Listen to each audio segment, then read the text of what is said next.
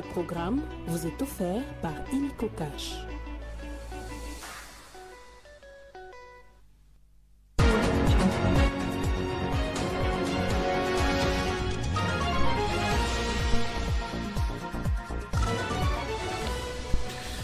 Le ministre des Finances vient d'annoncer la levée du gel des comptes de l'entreprise minière Kamoto Copper Company.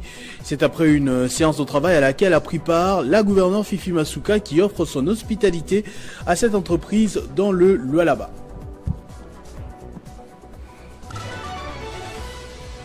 Le quartier Sikotra Lokali à Biboa se noie dans l'est de la capitale. Par mauvaise foi, certaines vidéos montées sur les réseaux sociaux attribuent ces inondations à l'activisme social de Livlembe Kabila. Et pourtant, l'affaire a été portée en justice entre l'OVD et l'Office de route. Vous aurez plus de détails dans ce journal. Se déplacer à Kinshasa devient un calvaire. Jour après jour, les récentes mesures exceptionnelles prises par le ministre des Transports semblent avoir complètement échoué. Plus de 2 semaines plus tard, une situation qui pèse gravement sur un point de vue psychologique et même physique pour la population. Mesdames et messieurs, bonsoir. Des nouvelles de la COP29 pour débuter ce journal. C'est la première ministre Judith Suminwa Tuluka qui représente la RDC et ce mardi, elle a été officiellement accueillie par le président de la République azerbaïdjanaise au stade olympique de Bakou.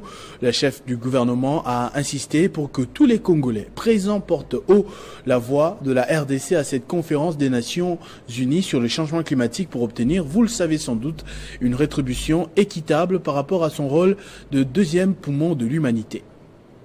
Dans son discours inaugural, ce mardi, le secrétaire général des Nations Unies, Antonio Guterres, a déclaré que les dirigeants réunis à Bakou pour les sommets de l'action climatique doivent prendre des mesures immédiates pour réduire les émissions, protéger les populations du chaos climatique et abattre les murs du financement climatique. Pour sa part, la première ministre Judith Suminwa Tuluka a échangé avec les délégations congolaises qui prennent part à cet événement mondial. Dans son allocution, elle a appelé ses compatriotes à porter haut la voix de la RDC pour gagner le combat de la compensation financière équitable des crédits carbone. Nous avons tout intérêt, nous, de nous préparer par rapport à notre développement durable, par rapport à la transformation que l'on veut donner, notamment à la transition énergétique, et je pense que ça, c'est important.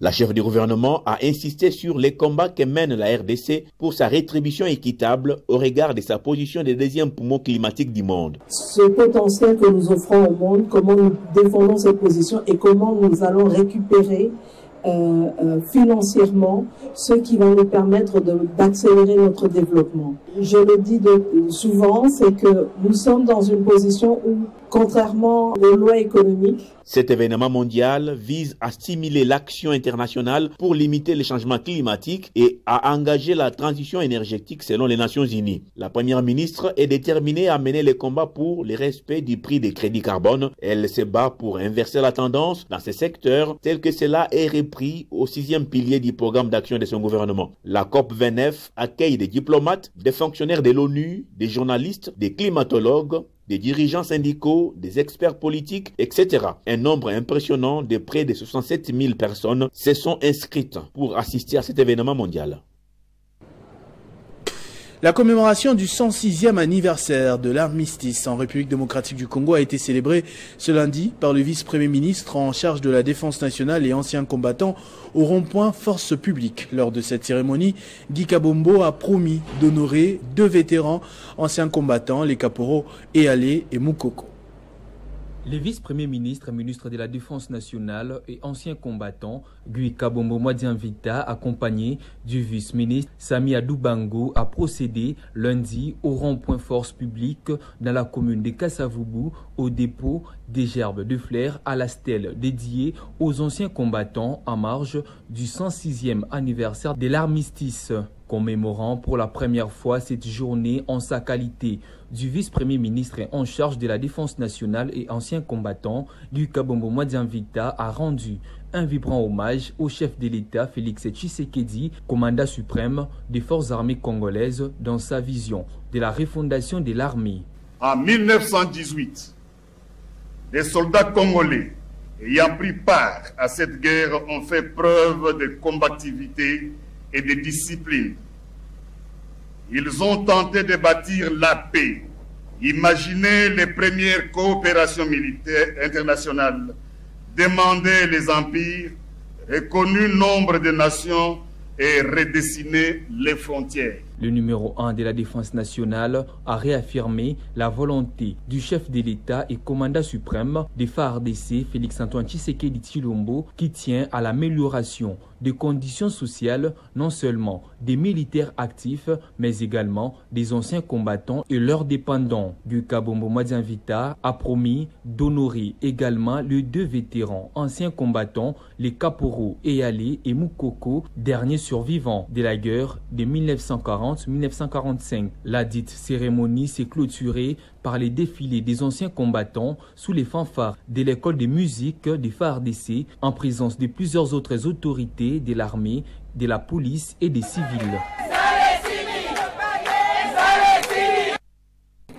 Sur décision du ministre des Finances Doudou Fwamba, le gel des comptes de la société Kamoto Cooper Compagnie a été levé. Cette décision est le principal renseignement qui ressort de la séance de travail dirigée par le ministre des Finances et qui a connu la participation de la gouverneure du Lualaba, Fifi Masuka Saini, et des représentants de KCC.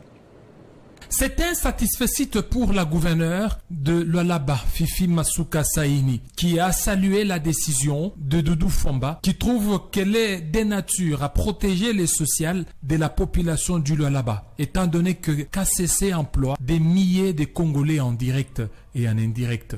Donc il a à son sein plus de 5 000 travailleurs directs et 20 000 indirects. Donc, c'est une question sociale. Il a fallu que je puisse, en tout cas, venir à la source pour savoir exactement ce qui se passe. Fifi Masuka a par ailleurs précisé que la levée du gel des comptes de cette entreprise minière du groupe Glencore est assortie des conditions données par le ministre des Finances. Elle n'a cependant pas précisé ces conditions, mais elle a rassuré qu'elles pourront être remplies d'ici peu. La gouverneure Fifi Masuka a dit toute sa satisfaction de savoir que KCC pourra désormais travailler normalement pour le bien-être aussi de la société que de la population. Et que la population de la province puisse se sentir en tout cas sécurisée et touchée parce que le ministre des Finances a été d'une oreille attentive. Évidemment, les comptes sont levés, les comptes étaient bloqués. Aujourd'hui, les comptes sont levés, moyennant les conditions qu'il a données, qui vont prendre quelques heures seulement. Les discussions vont par ailleurs se poursuivre entre l'État congolais et la société KCC pour s'assurer que les 2 parties ont rempli leur part de contrat. L'examen du projet de loi des redditions des comptes 2023 et celui des finances rectificatives 2024 a été reporté faute du rapport de la Cour des comptes. C'était au cours de la plénière de ce mardi. Le président du Sénat a rassuré les élus que le rapport de la Cour des comptes devra être mis à leur disposition et la rapporteure les convoquera incessamment pour une plénière devant traiter sur ces matières reportées. Au cours de cette séance plénière axée sur l'examen du projet de loi des redditions de comptes 2023 et celui des finances rectificatives 2024, Aimé Boji et Doudou Fwamba, respectivement, ministre d'État chargé du budget et ministre des Finances, étaient dans cette salle de conférence internationale du Palais du Peuple pour présenter et défendre ces 2 textes du gouvernement. La sénatrice Vicky Katoumoua, qui a fait remarquer par motion incidentielle au président Samalou Koundé que les sénateurs n'ont pas reçu le rapport de la Cour des comptes sur la reddition de comptes de l'exercice 2023, ce qui est un préalable pour entamer l'examen de ce texte. Ce point de vue a été appuyé par les sénateurs Michel Linguepo, qui a évoqué l'article 180 de la Constitution, l'article 35 de la loi sur la Cour des comptes et l'article 82 de la loi relative aux finances publiques, textes qui soutiennent cette position. Dans cette démarche, il a été soutenu par les sénateurs Salomon Kalonda, Boukéchou, pas de voix contraire. La motion a été adoptée. Le sénateur José Panda est revenu à la charge avec une autre motion d'ordre, cette fois sur le projet de loi des finances rectificatives 2024. L'élu du Kasaï oriental s'appuie sur les pratiques parlementaires pour obtenir également la surséance du débat relatif au projet de loi précité. 3 sénateurs, dont Katumwa, Vangu et Vunabandi se sont opposés à cette argumentation, estimant que la seule contrainte légale qui fait du vote de la loi reddition de comptes est pour l'examen du projet de loi des finances examiné cette année. Ils poursuivent en précisant que rien n'empêche à ces stades d'examiner le projet de loi des finances rectificative 2024. Soumis au vote, la plénière a adopté la motion du sénateur José Panda. Le président du Sénat a rassuré les sénateurs que les rapports de la Cour des comptes devraient être mis à leur disposition et la rapporteure les convoquera incessamment pour une plénière devant traiter sur ces matières reportées. Les inspecteurs et contrôleurs du travail sont en formation de 4 jours, un exercice qui s'inscrit dans le cadre de la modernisation du travail et qui est organisé par le ministère du Travail et Emploi avec l'appui de l'Agence belge de développement. Le ministre de l'Emploi et du Travail, Ephraim Akwakwanametou, a procédé ce lundi 11 novembre au lancement des travaux de l'atelier de formation des inspecteurs et contrôleurs du travail. Cette formation, qui s'inscrit dans le cadre de la modernisation de l'inspection générale du travail, va permettre aux participants de renforcer leurs connaissances sur le travail décent, la protection sociale et les outils de visite d'inspection. Cet atelier de 4 jours, organisé avec l'appui technique et financier de l'Agence belge de développement, témoigne de l'accompagnement du gouvernement belge dans les efforts visant l'amélioration du rendement de l'inspection générale du travail. Ce projet a pour objectif principal l'amélioration durable des conditions de vie. Le ministre Akwakwanametou, qui a salué de vive voix le partenariat de son ministère avec Enabel, a soutenu dans son discours que la modernisation de l'inspection générale du travail constitue son cheval de bataille. Pour lui, l'inspection générale du travail étant la police du monde de travail, son efficacité impacte aussi positivement sur les autres services œuvrant dans le secteur de l'emploi.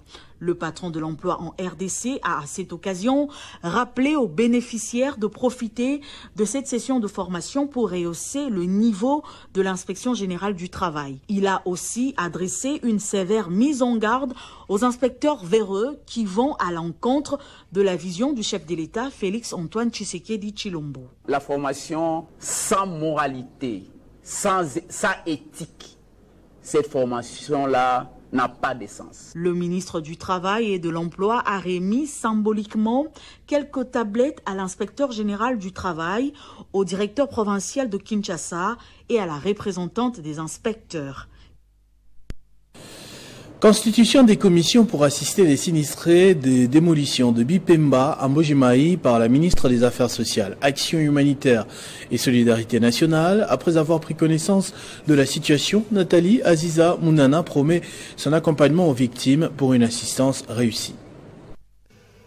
Après avoir pris à bras-le-corps la situation des sinistrés des démolitions des Bipemba, la ministre des Affaires sociales, Action humanitaire et solidarité nationale, Nathalie Aziza Mounana, veut passer à la vitesse supérieure pour apporter l'assistance sociale et humanitaire, ce qui justifie la convocation de la réunion des constitutions des commissions, une représentation de 100 personnes sur les 38 000. Et c'est dans une émotion vive que s'est tenue la rencontre. Au nom du gouvernement national, la ministre des Affaires sociales a prêté une oreille attentive aux victimes qui se sont exprimées sans gêne. Veuve sans emploi, actuellement j'ai 67 ans, au 3e âge, que puis-je faire? Encore, toutes les démarches ont été menées. Moi ici, je n'ai reçu aucun rond. Je me retrouve devant cette méchante démolition. Je ne sais pas à quel sein me vouer. Et sur place, plusieurs cas ont trouvé solution en attendant la grande assistance sociale et humanitaire. Le gouvernement de la RDC, à travers les affaires sociales, a pris en charge les obsèques de ce sinistré qui a perdu son père des suites des démolitions. Très émue, Aziza Mounana dit qu'elle est venue identifier, évaluer, assister, accompagner le plus vite possible les familles. C'est après avoir pris contact avec les services de sécurité et des renseignements de la province. Après entretien avec les victimes, Nathalie Aziza Mounana s'est rendue sur les lieux pour constater la désolation et dommages, voir dans quelle mesure l'assistance sociale et humanitaire sera assurée par le gouvernement souminois le plus vite possible. Car le chef de l'État, Félix-Antoine Tshisekedi Tshilombo, tient à la réhabilitation des sinistrés de Bipemba, où il y a 802 foyers, 38 000 personnes sur 35 hectares qui attendent assistance. États généraux de la justice, fin ce mardi des travaux en plénière, après 5 jours de débats et début des travaux en atelier pour 3 jours. Hier lundi, lors de la 5e journée, ces assises ont connu les interventions d'éminents religieux des différentes confessions du pays sur le thème « Comment pourrons-nous être, nous religieux, utiles à la nation pour la pratique de la justice ?» L'archevêque supérieur des communautés unies du Réveil, Dodo Israël Kamba, a lors de son exposé signifié le souci de la responsabilité des leaders religieux vis-à-vis de leurs fidèles et du patriotisme. Dans son intervention, Dodo Kamba a relevé que les leaders religieux doivent d'abord servir d'exemple pour la société. Ces grands hommes d'église estiment que les religieux ont un grand rôle à jouer dans la formation du citoyen congolais. Dodo Kamba a invité les hommes de Dieu à contribuer à la consolidation de la paix et de l'unité nationale. Nous devons nous-mêmes devenir une image en œuvre de la justice pour dire comme mon Seigneur Jésus-Christ, qui de vous me convaincra de péché? Nous avons pensé qu'il faudrait appliquer le civisme dans nos enseignements de culte, question d'apprendre aux fidèles le bien fondé de servir la patrie en tenant compte des devoirs, des droits et la liberté des citoyens. Utiliser notre influence et leadership pour décourager la pratique de la méchanceté et de la rébellion à tous les niveaux dans notre pays. L'archevêque supérieur des communautés unies du Réveil a par ailleurs exhorté les religieux à dénoncer les auteurs des crimes économiques et sociaux au nom de la vérité et de la justice. Pour lui, il est donc temps pour les religieux de s'engager en toute responsabilité afin de bouter dehors tous les actes de barbarie, de méchanceté et d'injustice au milieu du peuple congolais. Dodo Kamba estime que les détourneurs des deniers publics se cachent dans les églises, dans les paroisses, comme des vrais partenaires d'une communauté. Il appelle ainsi les fidèles à dénoncer toutes les antivaleurs observées. Parlant des inondations dans le quartier Sikotra, Lokali, à Biboa, à ce jour, la population de ce coin se retrouve dans l'incapacité de se déplacer, alors que certaines vidéos dans les réseaux sociaux attribuent à tort cette situation à l'ancienne première dame Marie-Olive Lembe Kabila. Nous apprenons sur place que la réalité est tout autre. En vérité, l'affaire a été portée à la justice contre l'OVD et l'Office des routes a perdu le procès sans toutefois exécuter les travaux jusqu'aujourd'hui. Cette situation se passe à Kinshasa, dans le site Nganda CC. Ici, après des fortes pluies, la population ne sait à quel sens se vouer. Les débordements des eaux après la pluie devient un danger permanent. Après une descente sur terrain, la population nous renseigne que c'est une situation bien connue des autorités du pays. Riverain, il y a venu Etana, Ngamunata, Nganda CC Mobimba, te portaka OVD plainte. Toki ko samba na OVD a condamné tribunal ya awa chambre foraine to sala ngo awa isra ma itele miao tribunal atikole et ya kapona likamka mayo ba ipso VD il fallait afungola nzela ya mai. La vidéo incriminant l'épouse de Joseph Kabila qui selon certains serait à la base de ce débordement de eau, la lumière a été portée sur place.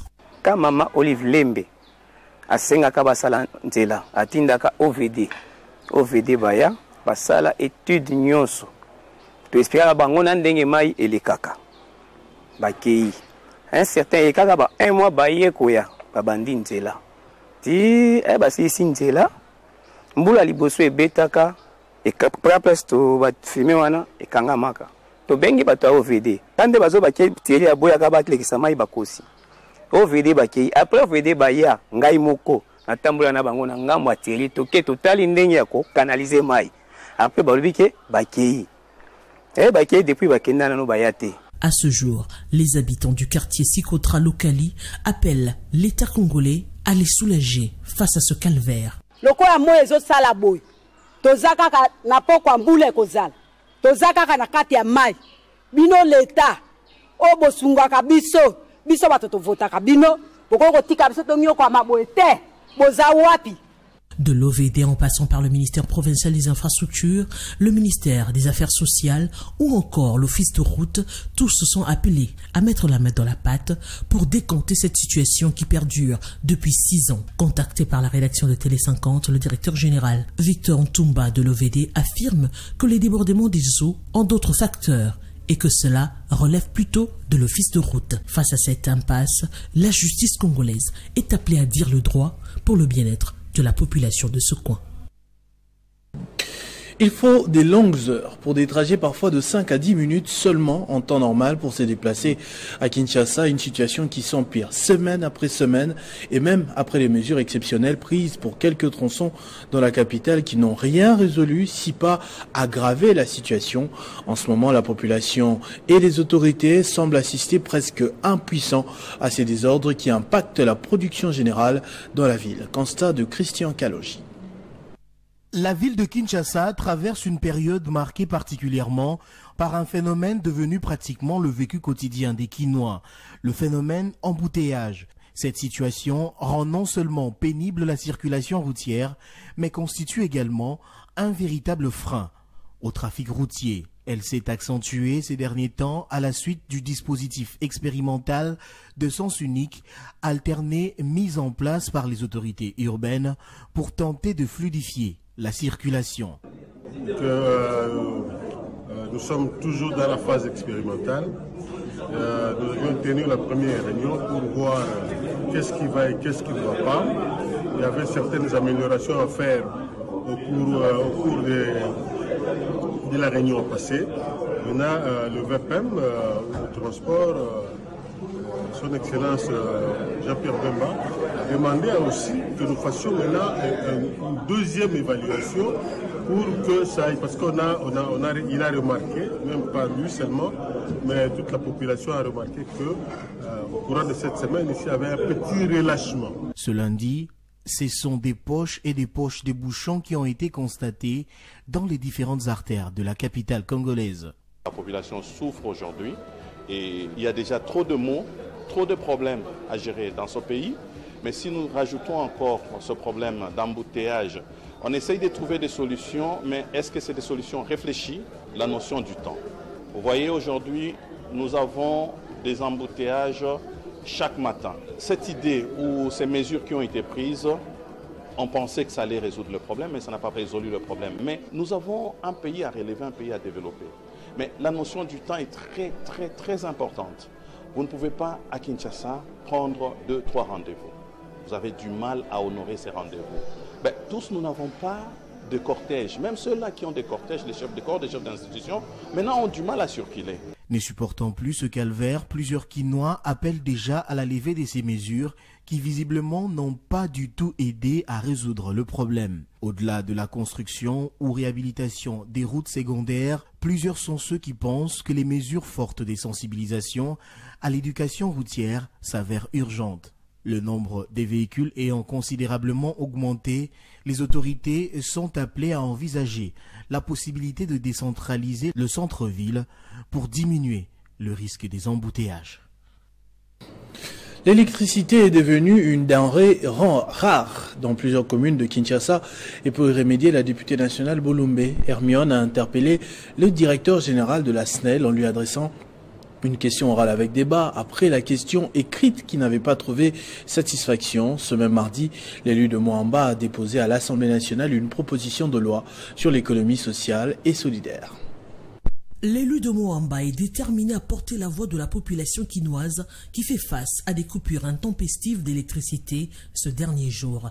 Ce mardi, Hermione Bolumbe a déposé une question orale avec débat adressée au directeur général de la SNEL, suivie d'une proposition de loi sur l'économie sociale et solidaire. Hermione Bolumbe dit avoir reçu des éléments nouveaux qui motivent sa démarche pour le bien de la population. La matière est inscrite dans notre constitution. On a travaillé pour qu'aujourd'hui nous puissions accompagner des coopératives. Donc, nous avons essayé de travailler avec la société civile, les professeurs d'université, beaucoup de gens ont mis la main dans la pâte de façon à ce que nous puissions avoir cette proposition de loi. La question orale avec débat adressée au directeur général de la SNEL n'a qu'un seul objectif, rendre l'ascenseur aux milliers de Quinois qui l'ont envoyé à l'Assemblée nationale et qui souffrent du manque d'électricité, précise-t-elle. On se pose la question de savoir qu'est-ce qui se passe au niveau de la SNEL. Il y a beaucoup de projets, comme vous le savez bien. J'étais là il y a de cela 3 mois, je lui ai posé la question sur les projets prioritaires. Il m'a répondu, mais moi j'ai des éléments qui prouvent que ce n'était pas ça des réponses. Je suis revenu encore là-dessus. Il y a quelques jours, l'élu de Mouamba participait à une conférence des jeunes parlementaires africains contre la corruption à Addis Abeba en Éthiopie. Hermione Bolumbe a été élue présidente des jeunes parlementaires de l'Afrique centrale. Les cadres du PDG de Modeste Mutinga de l'interfédération Kin-Est sont en formation sur la problématique de la Constitution et l'avenir de la République démocratique du Congo. La présidente nationale du parti, Mariquette Mutinga, qui a entretenu les séminaristes sur cette question qui relève de la souveraineté nationale conformément à l'article 1er de la Constitution. C'est une formation idéologique à laquelle ont pris part plus de 300 cadres du PDG de l'interfédération Kin-Est. Lancé samedi par sa présidente nationale, le séminaire avait pour thème la Constitution et l'avenir de la RDC, une interpellation du président de la République, Félix Antoine Tshisekedi Tshilombo, qui a ouvert un débat dans l'univers politique soutenant la vision du chef de l'État. La présidente nationale du PDG a indiqué que ces débats sur l'avenir de la Constitution de notre pays relèvent de la souveraineté nationale, conformément à l'article 1er de la Constitution. Ces jours, nous sommes rassemblés autour du grand thème intitulé « La Constitution et l'avenir de la RDC ». Cette interpellation du président de la République, chef de l'État, a ouvert un débat qui, dans l'univers politique, est loin d'aboutir d'une manière paisible. Dans ce contexte, le Parti des démocrates pour la bonne gouvernance ne peut rester indifférent face aux invectives qui jaillissent de partout. À ce propos, notre parti rappelle que le débat sur l'avenir de la Constitution de notre pays relève de la souveraineté nationale, ainsi que le souligne l'article 1er de la Constitution du 18 février 2006. Je cite, « La République démocratique du Congo est, du 30 juin 1960, un État de droit, indépendant, souverain, uni et indivisible, social, démocratique et laïque. C'est donc le peuple souverain qui décidera par toutes les voies légales. » Cette formation avait comme sous-thème démocratie, bonne gouvernance et éthique. Pour la professeure Irène Mvaka, la Constitution selon le droit est la norme fondamentale et elle se situe au sommet de la pyramide. Cette formation va se poursuivre à l'interfédération Kin-Est et dans toutes les provinces de la République démocratique du Congo. Les parties déclarantes à la télédéclaration des données du rapport Initiative pour la transparence des industries extractives 2022 sont en atelier technique depuis ce mardi à Goma. C'est pour être formés sur comment utiliser le logiciel TSL afin d'aboutir à la production d'un rapport ITIE 2022 d'ici le 31 décembre 2024. Ceci s'inscrit dans le cadre du projet encore financé par la Banque mondiale. Les parties déclarantes du Nord Kivu à l'ITIE RDC, qui sont les entreprises retenues dans le périmètre, les entités de l'État, dont la Direction générale des recettes du Nord Kivu DGRNK, les chefferies et les secteurs sont en atelier technique à Goma, chef-lieu de la province du Nord Kivu. Selon Gérard Romari Kemouya, expert à l'ITIE RDC, c'est pour un objectif précis. L'atelier que l'ITIE RDC organise ici à Goma, c'est un atelier technique pour former les parties déclarantes à comment utiliser les logiciels TSL qui a été mis en place pour collecter l'information auprès des parties déclarantes. Donc, en quelques mots, il est ici question de former les parties déclarantes à l'utilisation du logiciel et au remplissage de formulaires de déclaration.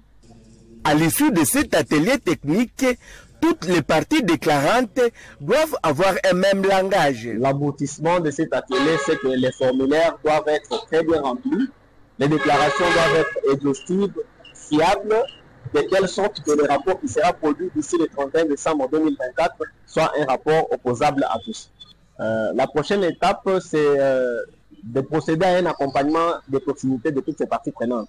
Nous sommes ici à Goma pour les accompagner à travers non seulement cet atelier de formation, mais aussi à travers des visites sur le terrain pour leur permettre de mieux appréhender les formulaires, mieux les remplir en respectant les différentes consignes qui sont exigées. L'ambassadrice de la Belgique en République démocratique du Congo a visité ce mardi 12 novembre les bureaux de la société de microcrédit, siège de Goma. Cette visite de Roxane des Bildering s'inscrit dans le cadre d'appui de son pays à cette jeune société de microcrédit qui fait la fierté de la RDC à travers ses différents produits. Cette visite de l'ambassadrice de la Belgique en RDC à l'agence de la société de microcrédit congolais Goma s'inscrit dans un cadre de collaboration entre SMICO et la Belgique. Accueillie par le directeur général de la SMICO, la délégation a été directement conduite dans la salle des réunions pour une présentation générale de cette structure financière. Très attentive, l'ambassadrice de la Belgique en RDC, Roxane Bilderling, s'est dit surprise par le programme Coffret SMICO. Je suis vraiment très admirative du travail qui est réalisé par les équipes de SMICO dans un contexte qui n'est quand même vraiment pas facile, dans une région qui est très fort affectée, on le sait, par la guerre. Et justement, je pense qu'à travers ces offres de produits financiers, que ce soit l'épargne, le microcrédit, l'assurance, etc., SMICO apporte vraiment des réponses essentielles à ces familles, à ces personnes. On voit qu'il y a des crédits qui sont donnés à de jeunes entrepreneuses, par exemple. On voit que ces produits non seulement réussissent et font le succès de SMICO, mais surtout, je crois que le plus important, c'est que ce sont des instruments qui permettent à des personnes de prendre leur destin en main. Ce passage de l'ambassadrice de la Belgique à la SMICO Goma est une marque de considération envers cette société de microcrédit, selon son directeur général Pacifique Ndagano. Et c'est un signe qui témoigne de l'accompagnement de la Belgique à cette œuvre de développement qui a été initiée par des Belges et des Congolais. Et aujourd'hui, grâce à cette initiative, on sait redorer l'image de Goma, cette image économique, cette image de résilience. Donc, la présence de madame, l'ambassadrice, c'est vraiment un soutien moral incommensurable et qui nous donne encore du courage à continuer ce travail dans un contexte pas très facile. Différents cadeaux ont été remis par la SMICO à l'ambassadrice de la Belgique en RDC pour immortaliser son passage dans ces installations. La revue scientifique Congo Challenge a été présentée ce mardi aux étudiants de l'Université protestante du Congo à l'occasion d'une conférence animée principalement par l'ancien Premier ministre de la RDC, le professeur Matata Ponyo Mapon.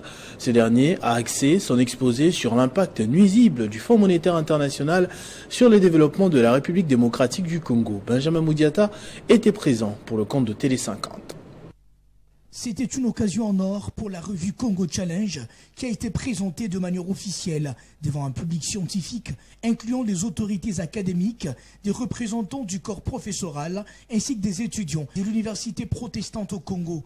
Après le premier exposé intitulé « La viabilité institutionnelle comme préalable à la construction d'un État prospère » présenté par l'assistant David Kabeya, c'était le tour de l'exposé les plus attendus, celui du maître de l'école de leadership, le professeur Dr Matata Ponyo Mapon, portant sur les thèmes « Comment le FMI accompagne le sous-développement dans les pays africains, le cas de la RDC entre 2019 et 2024 ». Dans son speech, l'ancien Premier ministre a démontré, chiffre à l'appui, l'impact négatif de financement du FMI en RDC. La dimension recherche, la dimension production constitue un des éléments clés de l'université. À la fin de cette conférence scientifique, l'orateur du jour, le professeur Matata Ponyo, a lancé un message fort au FMI, l'invitant à suivre de près l'utilisation de ces fonds en RDC.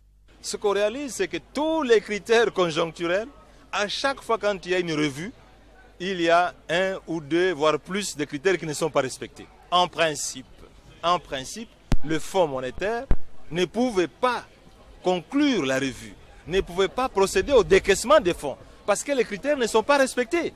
Il est clair que l'exercice de rédaction mené par le deux éminents professeurs Matata Ponomapon et Jean-Jacques Tessa sur cet article mérite d'être vulgarisé dans la communauté scientifique congolaise, dont les buts majeurs de sensibiliser tout le monde sur les effets de financement du FMI sur l'économie congolaise.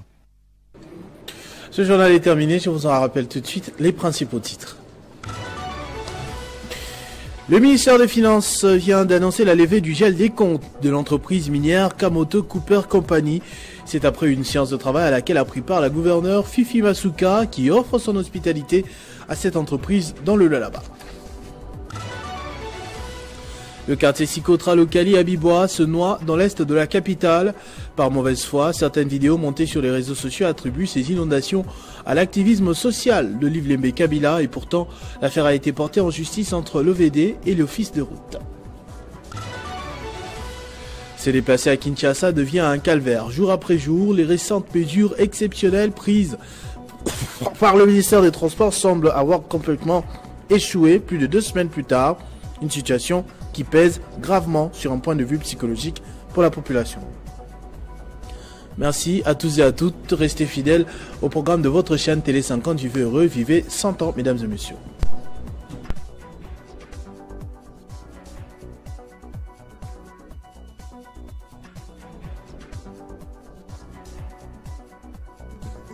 Retrouvez toute l'actualité en continu sur www.tele50.cb. Ce programme vous a été offert par Illico Cash.